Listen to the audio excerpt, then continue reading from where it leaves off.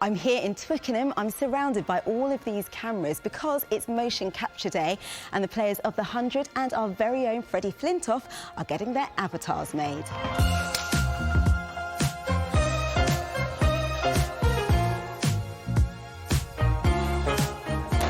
Creating avatars of the world's top cricketers, and they're being used for broadcast analysis for Sky as part of their broadcast, and they're also being used for fan engagement. We've got the rig here with 19 cameras. We have the players coming in. We have about a half an hour slot with each one, and then we just capture a scan of their face. So is my avatar going to look a bit younger? So when they sit in the seat and they're getting their picture taken, 19 pictures, do they have to keep their face still, or what do they actually have to do? We have a few different facial expressions they pull. Smiles, open mouth, mouth closed, that sort of thing. Is this a wind-up, this? Whose idea is this? You're not zoomed in.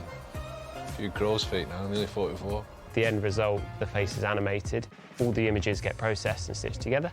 Artists go through and get all the textures right. So we apply all the sort of skin textures, so you're getting all the details down to the pores, beards, eyelashes, all the kind of micro details. So when you get nice and close for these avatars, which we will be doing on broadcast and on the social side of things, you can see every detail.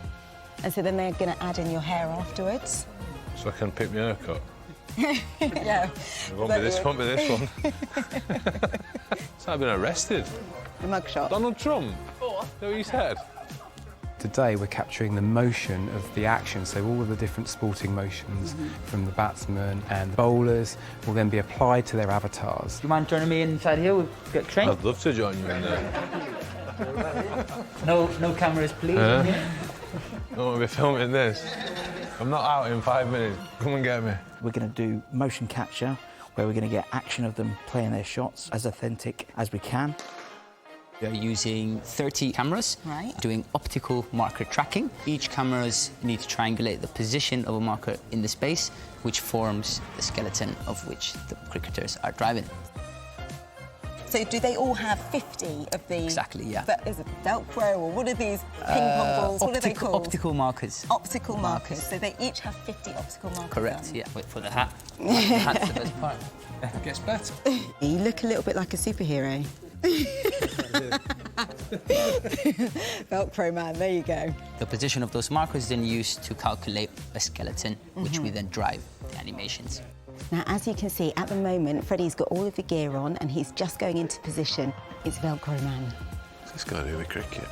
In terms of the different actions that they're doing, we've seen some batting, some bowling, seen some fielding as well. Is there any particular action which is more challenging to capture? I would say the more challenging one would be the batting, just because it's so fast-paced. Although these cameras can track up to 300 frames per second, it sometimes can get quite limited with how fast these guys are swinging their bats, because obviously it is quite fast sometimes. How did it feel?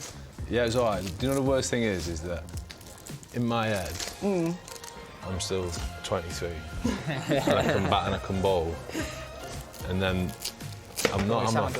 It's important that the players themselves are happy with the shots that they've played, so we're kind of steered by them. The right shot is when they feel comfortable. It's my action as I remember it, but possibly a little bit worse. It's effectively the world of video games coming together with sport and live action sport. It's amazing, isn't it?